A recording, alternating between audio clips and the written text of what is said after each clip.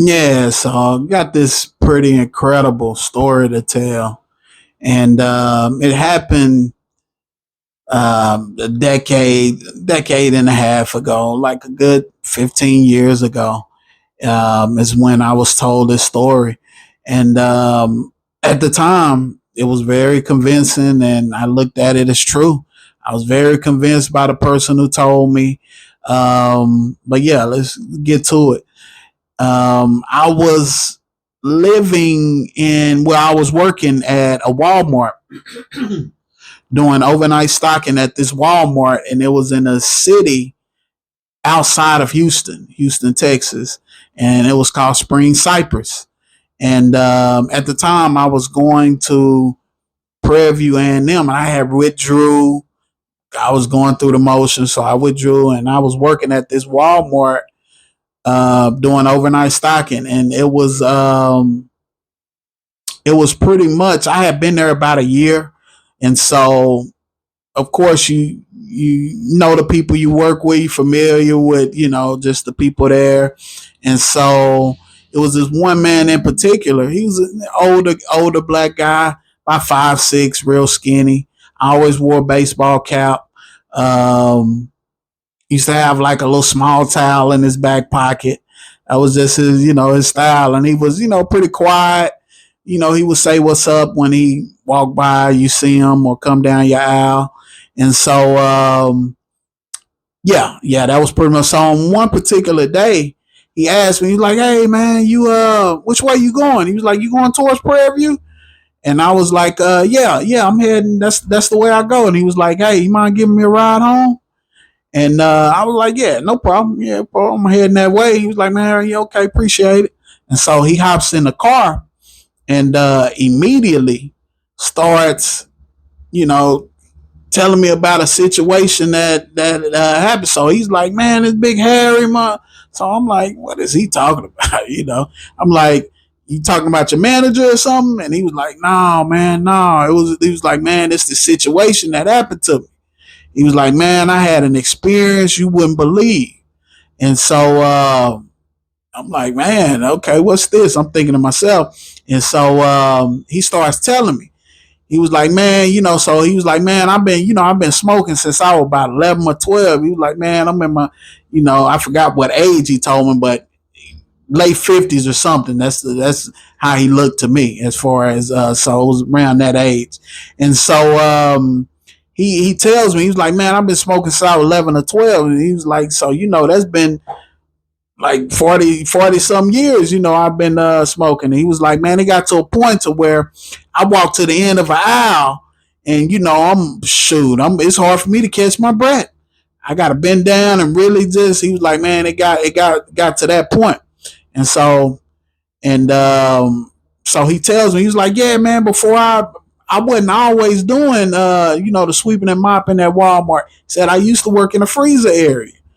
And he said that, he said, yeah, man. So, one day I was loading meat into the freezer and he said, I'm getting I can feel my, my breath kind of, cause, I'm walking and it's a common thing that, start losing my breath. So he was like, all of a sudden, man, I just pass out. I pass out, man. And he said, and he goes in and he's very convincing, a lot of passion with it. And he says that, he just, all of a sudden, everything just went white around him. Everything was completely white around him. And he said that he noticed these people and the people are going opposite the way he's going. And he said, they're not even paying attention to me. He said, man, they're not even paying attention to me. He was like, they got things in their hand. And he's like, man, they're focused on their task. He was like, man, they're focused on their task and they're just going opposite the way I'm going. And he said, so I just keep it moving. And he said, all of a sudden they start walking like the way I'm going. They start walking like the way I'm going. He said, man, and then right all of a sudden, man, out of nowhere, he said it just went pitch black. He said it went pitch black. And he said, man, I noticed it's this creature like standing in front of me. And he said the creature has his back turned. And he started describing the creature. And he was like, man, it's big, hairy, huge creature. And he said, Man, he said, I done seen a lot in my lifetime, man. And ain't too much can scare me. He said, ain't too much can scare me. He said, but this thing here wasn't from this earth. And he kept saying, he was like, man, it wasn't from this earth, man. He was like, man, it was, he said, just the sight of it was scary.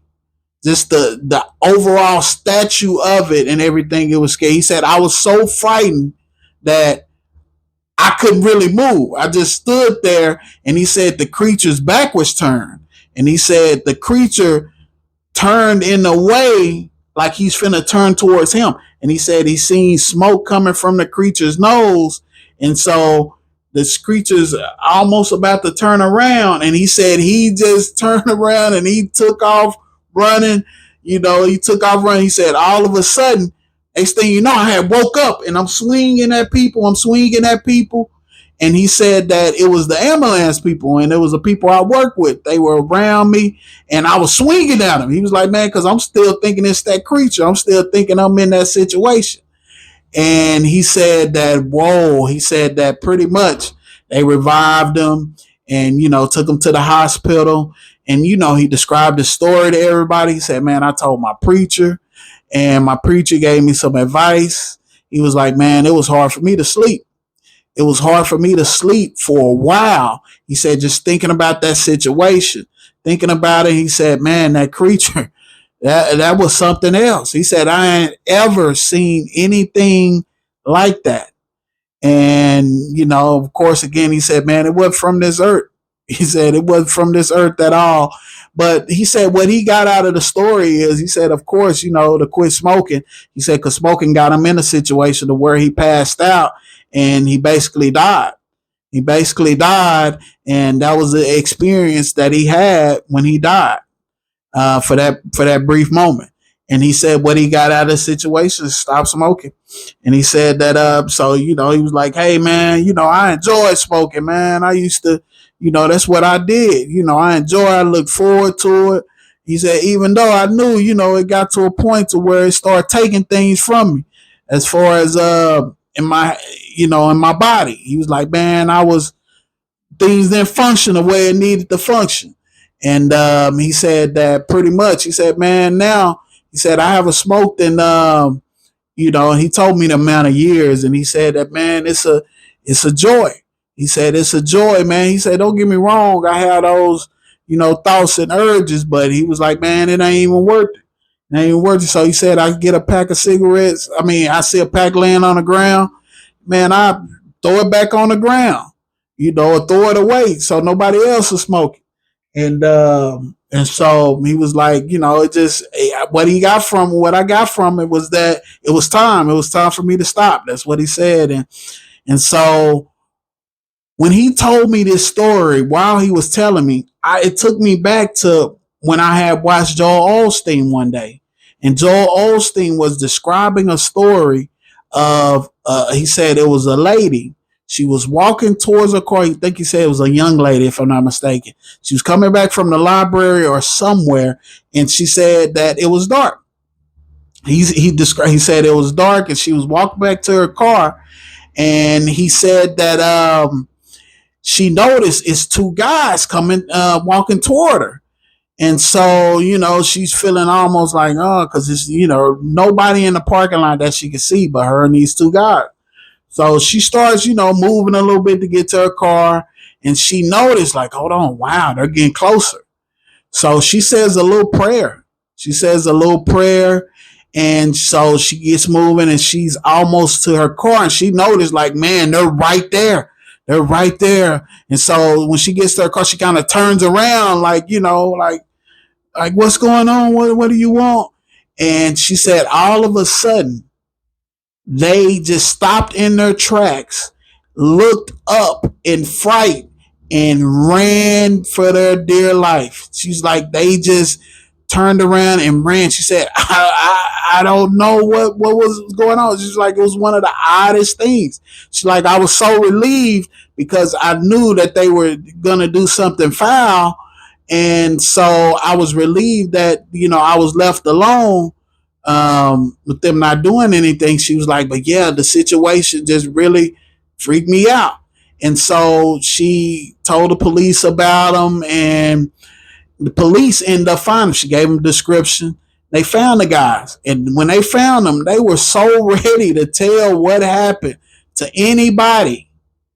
They told the police that when they were approaching the girl, they said that it was a creature standing in front of her, said like guarding her.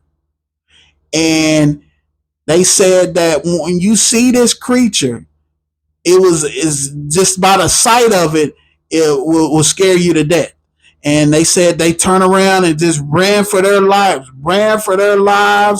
And they said that they were still in shock even when the police got to them. And so, and if I'm not mistaken, these were career criminals, and I think police were already looking for them for the things they had did. And so, long story short, that's pretty much what this interesting story was about. And I mean, to this day, I won't ever forget it.